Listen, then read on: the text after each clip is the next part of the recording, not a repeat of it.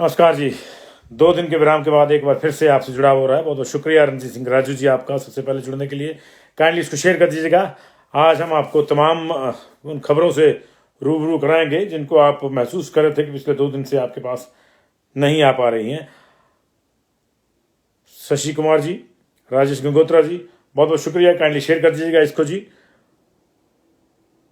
टीके शर्मा कांत, कुलदीप सिंह राणा जी, बहुत बहुत शुक्रिया आप लोगों का। दिल्ली एमसीडी चुनाव में 50% वोटिंग हुई है।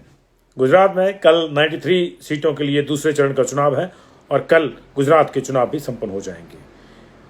कल शाम 5 बजे के बाद एग्जिट पोल पे भी जो प्रतिबंध या एम्बार्गो लगा है वो भी खत्म हो जाएगा। 5 बजे के बाद गुजरात और हिमाचल के एग्जिट पोल इकट्ठे आएंगे। लेकिन हम आपको आज ही ये बता देंगे कि बीजेपी का कौन नेता चुनाव जीत रहा है, कौन नेता चुनाव हार रहा है, मुख्यमंत्री को कितने वोट मिल रहे हैं, उनकी स्थिति क्या है, महेंद्र सिंह के बेटे को लेकर आपको जानकारी देंगे कि उनको कितने वोट पड़ रहे हैं या उनकी स्थिति क्या है।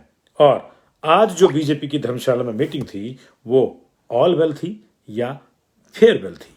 जी हाँ, एक एक करके तमाम चीजों की हम चर्चा करेंगे। आपको यह भी बताएंगे कि कांग्रेस के भावी सीएम मुकेश अग्निहोत्री और सुखविंदर सुक्खू क्या कर रहे हैं, उसकी भी जानकारी आपको देंगे। तमाम जानकारियां देंगे। जल्दी से जल्दी आप जुड़िए, काइंडली इसको शेयर कर दीजिएगा। 2 दिन के विराम के पश्चात आ रहा हूं, इसलिए हो सकता है कुछ लोग अभी जल्दी से नहीं जुड़ पाए हों, उनका मैं थोड़ा वेट भी कर लेता हूं। और आपके साथ जो है तब तक नीरज शर्मा जी, लीलाधर जी, तमाम लोग जो अश्विनी शर्मा जी, बहुत बहुत शुक्रिया आप लोगों का।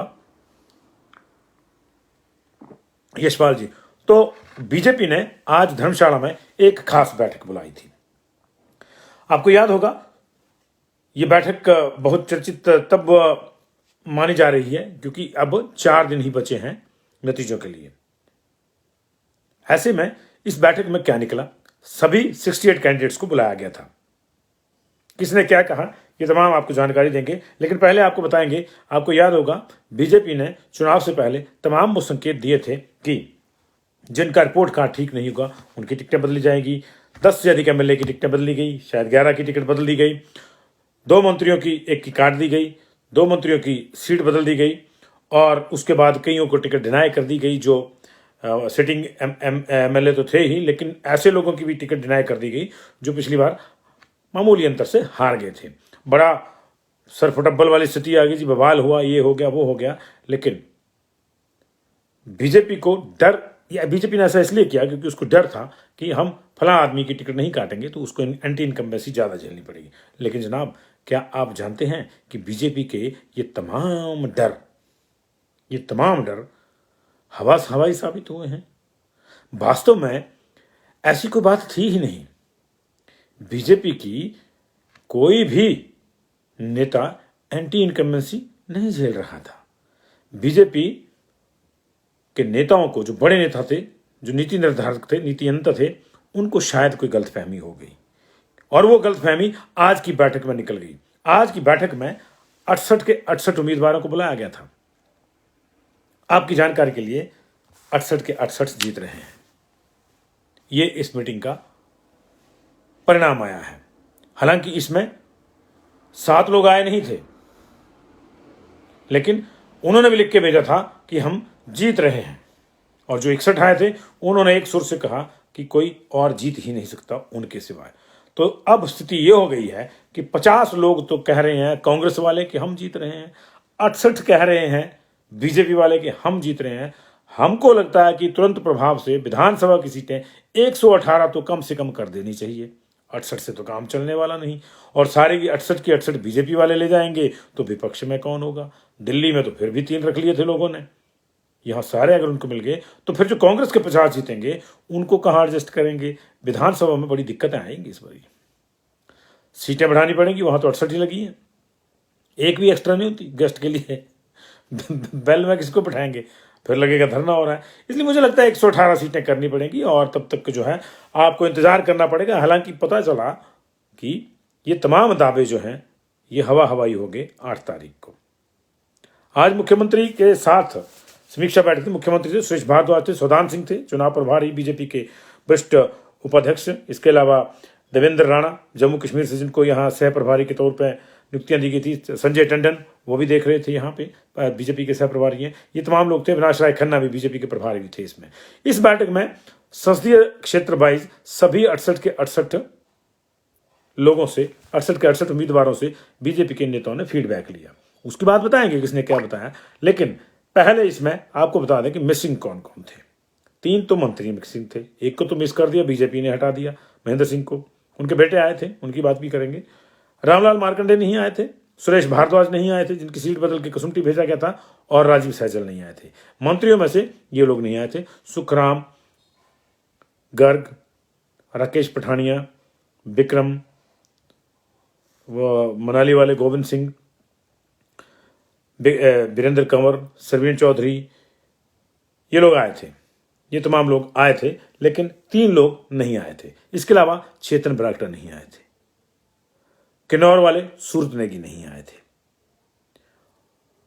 और रीटा धीमान नहीं आई थी।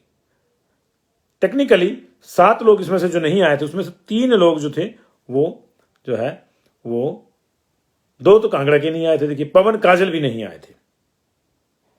ताजा ताजा काजल लगाया था बीजेपी ने आंखों में, फिर थोड़ा सा फैल गया।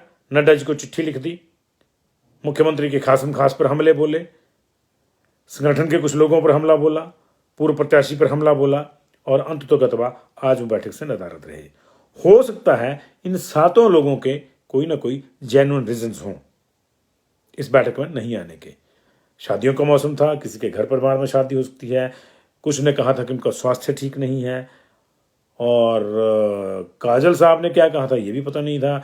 रीटा धीमान की गाड़ी को लेकर कहा कि उनकी गाड़ी आई है, तो पत्रकार लोग ढूंढते रहे कि मैडम भी आएंगी, लेकिन मैडम नहीं दिखी, गाड़ी दिखी। तो पता नहीं किसी और रीटा धीमान की गाड़ी होगी, ये भी गलत हो सकता है।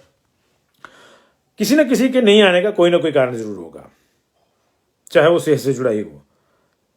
जैसे कह रहे चेतन बरागटा स्वस्थ है, राजीव सहजल का भी ऐसे मैसेज है कि वो स्वस्थ है, लेकिन बात तो बीजेपी के स्वास्थ्य की हो रही थी, और इसमें बीजेपी पूरी तरह से स्वस्थ थी।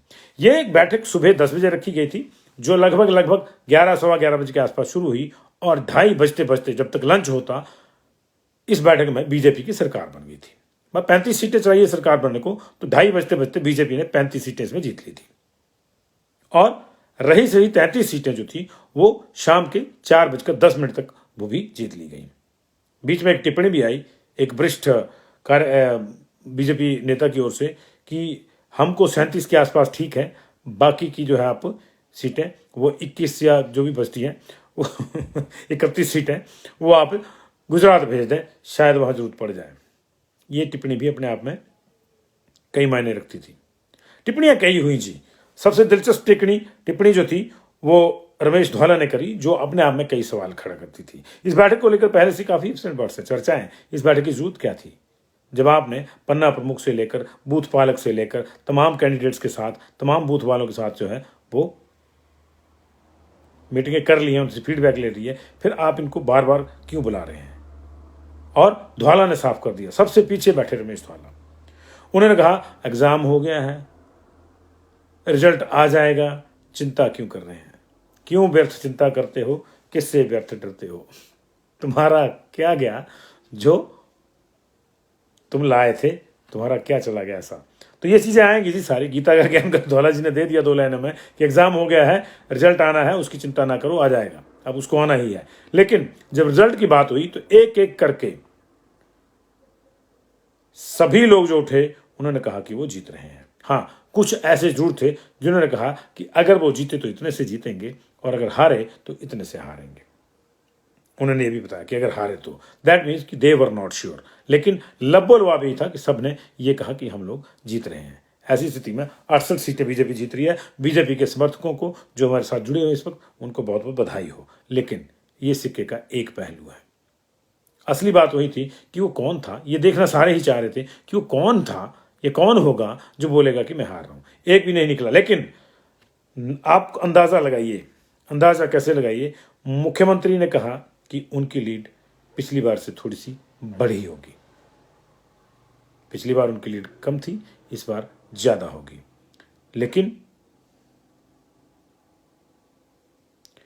जिनको सबसे ज्यादा लीड मिली थी पिछली बारी, मुख्यमंत्री के बिल्कुल पड़ोस वाले नाचन वाले विनोद, 15,000 से अधिक वोटों से जीते थे। पिछले इलेक्शन में बीजेपी की, जिसको हम लहर कहते थे, अब तो खैर गदर लहर आने वाली है, 68 के 68 जीत रहे हैं तो, लेकिन जिस लहर में 44 जीते थे और कांग्रेस सत्ता से बाहर हुई थी, उस लहर में बीजेपी का कोई कैंडिडेट जो सबसे ज्यादा मार्जिन से जीता था वो थे नाचन वाले विनोद कुमार, 15,000 वोट जीते थे। इस बार विनोद कुमार जी ने, जो हमारी सूचना है, अंदर कहा कि मैं 2,500 से 3,000 वोटों के बीच में जीत रहा हूं। 12,000 वोट उनके कम हो गए। मुख्यमंत्री ने कहा कि उनके बढ़ेंगे, अब पता नहीं नाचन के वोट उधर को चले जाएंगे, हमको नहीं मालूम। लेकिन अगर सबसे ज्यादा वोटों से जीतने वाला ये कहता है कि वो उसके 12,000 वोट कम हो रहे हैं, तो सोचो जो जीता ही 2,500 से होगा, उसका क्या होगा उसका क्या होगा। ऐसे मामले में महेंद्र सिंह के बेटे की मैं दाद दूंगा। उन्होंने ईमानदारी से अपना विश्लेषण रखते हुए कहा कि वो 12 से 1,800 वोटों के बीच में जीत रहे हैं। हालांकि मोटा आइडिया 1,500 के आसपास होना चाहिए था, लेकिन उन्होंने कहा कि 1200 से 1,800 के बीच में।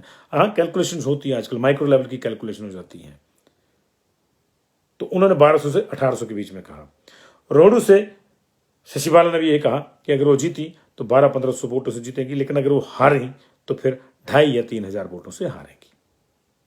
हालांकि जब उनका नंबर आया 67 नंबर पर, तब तक 66 लोग जीत चुके थे, और यही वजह थी कि उन्होंने लाइटर बिन में एक चुटकी भी ली कि देखिए सरकार तो बन गई है, 66 लोग जीत गए हैं, लेकिन चलिए फिर भी मैं अपना बात रख देती हूं। तो ये है, तो ये जो है ले दे के हालात यहां तक आ गए कि कोई कह रहा है कि जी ज्यादा सीटें उनको गुजरात भेज दो, कोई कह रहा है कि जनाब रिजल्ट ही आना है, आ जाएगा, इम्तहान हो चुका है। ये सारी चीजें बताती हैं कि इस मीटिंग का सीरियसनेस का लेवल क्या था। फिर सवाल उठता है कि ये फिर मीटिंग बुलाई क्यों गई थी।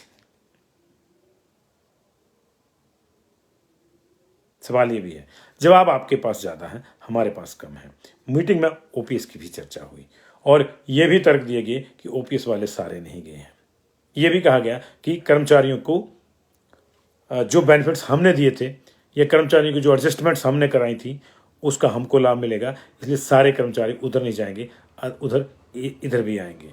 लेकिन अंततोगत्वा अगर अंदर की बात देखें तो बात यही निकली कि अधिकांश लोग अपनी जीत को लेकर आश्वस्त नहीं थे।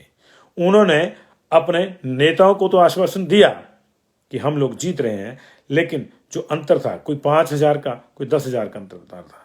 हम दावे से कह सकते हैं कि यह चुनाव ऐसा नहीं है कि अधिकांश लोग 10,000 के अंतर से जीते, क्योंकि जो अंदर ये कह रहे थे उनके अगल बगल ही कुछ ऐसे लोग बैठते कि यार 10,000 तो दूर की बात है, हम तो कहते 100 से जीत जाए। लेकिन जब उनकी बारी आ रही थी तो वो ऐसे ही कह रहे थे कि मैं 2,500 से जीत रहा हूँ, मैं 5,000 से जीत रहा हूँ, मैं 1,500 से जीत रहा हूँ, मैं 1,100 से जीत रहा हूँ। बहुत कम थे जिन्होंने बताया कि मैं टफ फाइट में हूँ और मैं 1,000-1,200 से जीतूंगा। जैसे रोडू वाली शशि बाला ने बताया कि मैं जीती तो 1,000-1,200 के बीच में जीतूंगी, अन्यथा मैं 2,500 से 3,000 के बीच में हारूंगी। यानी कि सीट में कंपटीशन इतना था कि वहाँ कोई टफ चीज़ें, इतना टफ कंपटीशन था कि एग्जैक्ट वहाँ पे वो पता नहीं लग रहा था।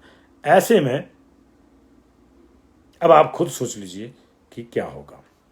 उधर कांग्रेस वाले कह रहे हैं कि उनके 50 जीतेंगे, बड़े ईमानदार लोग हैं, 18 तो हराए उन्होंने। बीजेपी वालों ने 18 भी नहीं हराए। कॉन्फिडेंस का लेवल ये देखिए कि बाद में सुरेश कश्यप जी ने जो प्रेस कॉन्फ्रेंस करी उसमें कहा कि बागियों से कोई फर्क नहीं पड़ने वाला है। कल तक जो कह रहे थे कि हम बागियों के साथ संपर्क में हैं, आज उन्होंने कहा कि हम बागियों से कोई संपर्क में नहीं। अच्छी बात है जी। अगर इसी तरह से नतीजे आते हैं तो बीजेपी के लिए ये मीटिंग ऑल वेल होगी, और अगर नतीजे इसके विपरीत आते हैं तो ये फेयरवेल होगी। लेकिन बड़े सवाल जो आए कि कार्यकर्ताओं का मन जो था वो मारकर बीजेपी ने जिन लोगों को अपने लिए टेकन फॉर ग्रांटेड माना कि ये तो जी जीत की गारंटी है, वो लोग बैठक में नहीं आए। पवन काजल की मैं बात कर रहा हूं। लखविंदर राणा आए थे, पवन काजल नहीं आए। इसको लेकर बहुत इफ्स एंड बट्स हुई। हो सकता है उनके, मैं फिर कह रहा हूं, हो सकता है वो घर पे ना हो, बाहर हो सकता है उनकी रिश्तेदारी में, उनके घर में कोई बहुत ज़्यादा अर्जेंट काम हो, उनका अपना कोई निजी काम हो, इस वजह से ना आए हों, लेकिन चर्चाएं तो होती हैं, खास तौर से जब आप ताज़ा ताज़ा किसी दूसरी पार्टी से आए हो, उसके बाद आपने आरोप लगाए हो पार्टी में, और वो भी आरोप इस तरह से कि मीडिया में लगाए जो पार्टी को गवारा ना हो। ऐसी स्थिति में हालांकि तमाम मंत्रियों ने खम ठोक कर कहा कि मैं सीट निकाल रहा हूं। मनाली वालों ने कहा कि मैं 2500 से निकाल रहा हूं।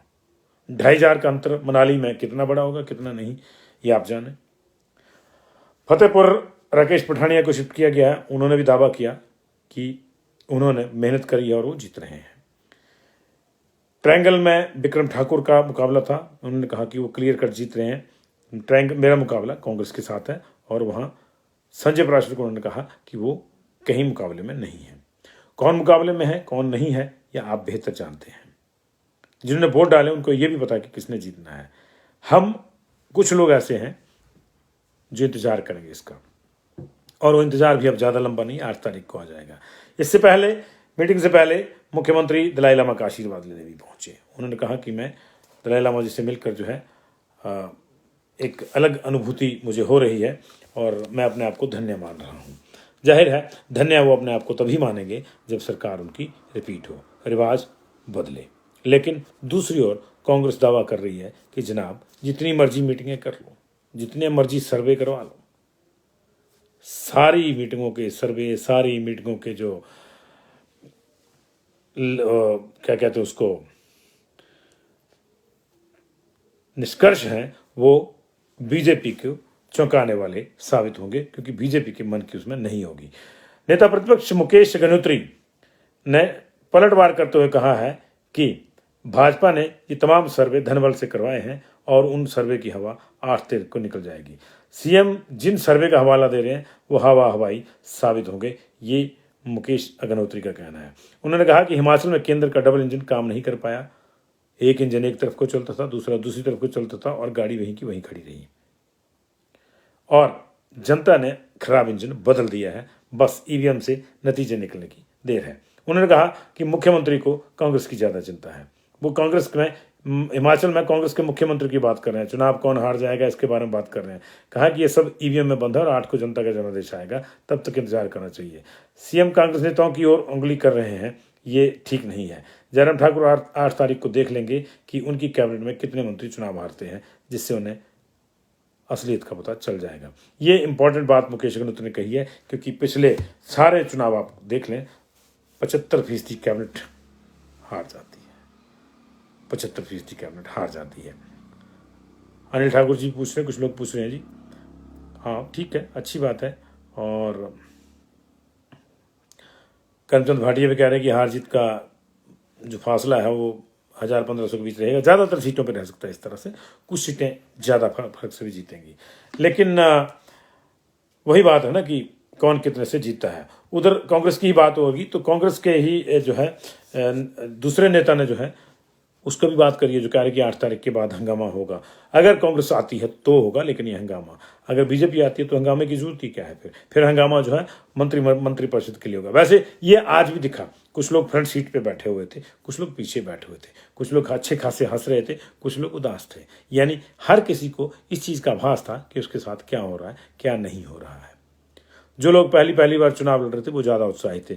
उनको लग रहा था कि नहीं, हमने पहली बार चुनाव लड़ा, अच्छे से लड़ा और अच्छा ही नतीजा आएगा। अच्छी बात है, सबको अच्छा नतीजा मिलना चाहिए। लेकिन इन सब में, चाहे कांग्रेस के नेता हो चाहे बीजेपी के, इन सबको अच्छे नतीजे मिलें, इससे पहले उन्हें अच्छा नतीजा मिलना चाहिए जो असली लोकतंत्र के वारिस हैं, और वो है लोग। लोगों का तंत्र है लोकतंत्र।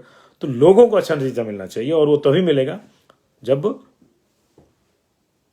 वो वोटों की मशीनें जो है ईवीएम खोलेंगी, क्योंकि लोगों ने जो फैसला किया होगा वही सर्वोपरि होगा, और उसी को अच्छा नतीजा माना जाना चाहिए। अगर दो लोगों में से कांग्रेस के या बीजेपी वाले के बीच में से किसी एक को जीत मिलनी है, तय है। ये क्रिकेट का मैच तो है नहीं कि टाई हो जाएगा। हाँ, कहीं हो सकता है टाई हो जाए, आज तक तो हुआ नहीं, लेकिन हो सकता हो जाए। तो फिर जो जीता वही सिकंदर, वही लोगों का पसंद, और लोगों की पसंद सर्वोपरि। उधर एक और बयान आया है जी, कांग्रेस की भीतरी राजनीति की ओर को ये इंगित करता है, इशारा करता है। सुखविंदर सिंह सुक्खू ने कहा है कि मुख्यमंत्री बनने के लिए विधायक होना जरूरी है और चुने हुए विधायकों में से ही सीएम बनेगा। जाहिर है उन्होंने सीधा सीधा जो है ये इशारा किया है प्रतिभा सिंह की ओर को, जिनको लेकर पिछले कुछ दिनों से जो है वो एक मुहिम जैसी दिख रही थी। एक चल रहा था कि वो राहुल गांधी के करीब हैं, प्रियंका गांधी के करीब हैं, मुख्यमंत्री की रेस में हैं। सुक्खू ने कहा कि प्रदेश में कांग्रेस की सरकार बनने जा रही है और कांग्रेस विधायक दल की बैठक में मुख्यमंत्री कौन होगा इसका फैसला किया जाएगा। उन्होंने कहा कि जिस तरह से किसी परीक्षा में बैठने के लिए योग्यता तय की गई है, उसी तरह मुख्यमंत्री बनने के लिए भी विधायक होना जरूरी है। और 2017 में प्रेम कुमार धूमल को मुख्यमंत्री चेहरा घोषित किया गया था, लेकिन वे हार गए और मुख्यमंत्री नहीं बन पाए। ऐसे में यह देखना जरूरी है कि मुख्यमंत्री बनने के लिए पहले विधायक होना चाहिए। कांग्रेस का कोई भी जीता हुआ प्रत्याशी मुख्यमंत्री पद की दौड़ में हो सकता है। कांग्रेस 8 दिसंबर को परिणाम आने के बाद विधायक दल की बैठक में मुख्यमंत्री पद का दावेदार तय करेगी, ये उन्होंने कहा है। लेकिन इसका मतलब क्या है ये आप बेहतर समझते हैं। मतलब साफ है कि जिन्होंने चुनाव नहीं लड़ा विधायक का वो नहीं होंगे, यानी प्रतिभा सिंह को लेकर जो उन्होंने सीधे सीधे खारिज कर दिया। अब प्रतिभा सिंह क्या कहती हैं ये देखना होगा जी, उनका बयान क्या आता है क्या नहीं आता ये देखना होगा। हो सकता है कल को वो सोनिया गांधी के साथ फोटो पोस्ट कर दें, आज उनकी वो राहुल गांधी वाली पोस्ट ज़्यादा चर्चा में थी। तो ये था जी लब्बो लबाब इस मीटिंग का, यही था कि बीजेपी के तमाम लोग जीत रहे हैं और फिर अगर तमाम लोग जीत रहे हैं तो 50 कांग्रेस के जीत रहे हैं, उनके साथ भी क्यों हम नाइंसाफ़ी की जाए। तो फिर इसका हल यही है जी कि विधानसभा में सीटों की संख्या इस बार इस तरह से कर दी जाए कि सारे एडजस्ट हो जाए। 68 उनके जीत रहे हैं, 50 उनके जीत रहे हैं, जमा करो 118 सीटें बना दो जी दोनों को, बढ़िया है। आपके लिए भी ज़्यादा नुमाइंदे होंगे, आपकी भी शिकायतें दूर हो जाएंगी कि कोई फ़ोन नहीं सुनता, कोई मिलता नहीं है। जब 118 होंगे 68 की बजाय तो मिल जाएगा जी। तो बहुत बहुत शुक्रिया जी आप लोगों का। कल एग्जिट पोल का दिन है, समय हमारा 8:55 ही रहेगा। जो लोग पहले करेंगे आप उनको भी देखिए, कोई दिक्कत नहीं है जी। ओपीएस को लेकर भी चर्चा हुई थी जी। ओपीएस को लेकर बीजेपी को लग रहा था कि हमने जिनको बेनिफिट दिए हैं उनसे हम इसको माइनस करेंगे। अब सारी चीज़ें उसमें हो रही थी, बैठक में हुई है, लेकिन लब्बो लबाब यही रहा कि सारे के सारे जीत रहे हैं जी।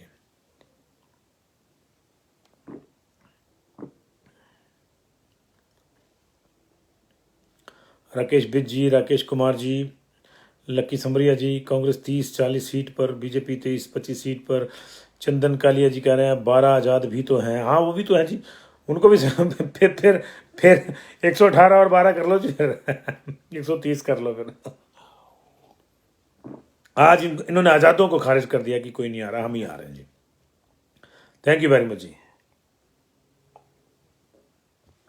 बहुत बहुत शुक्रिया आप लोगों का। शेयर कर दीजिएगा जी। कल सुबह फिर से मुलाकात होगी, कल शाम को आपको असली तस्वीर के साथ मुलाकात होगी। एक एक सीट की बात करेंगे। अभी पूछ रहे हैं अरुण जोशी जी हरोली में, जी बिल्कुल बताएंगे जी, बिल्कुल कल बता देंगे, अब सारा बता देंगे। कल तो हमारे पे एम्बार्गो नहीं रहेगा ना, 5 बजे के बाद बता देंगे जी।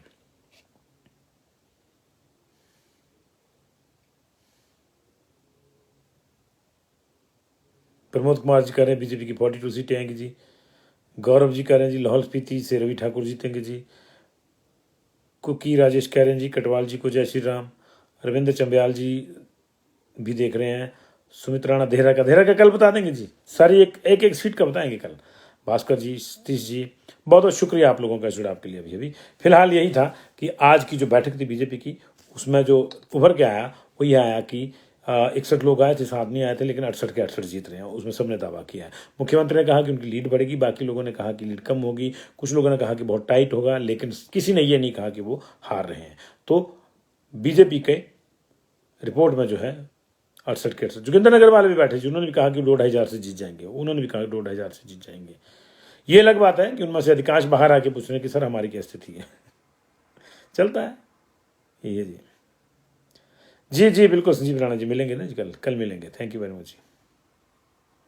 डीसी ठाकुर जी बहुत बहुत शुक्रिया जी। Lucky Sanwariya ji thank you very much. Raman Vaidya ji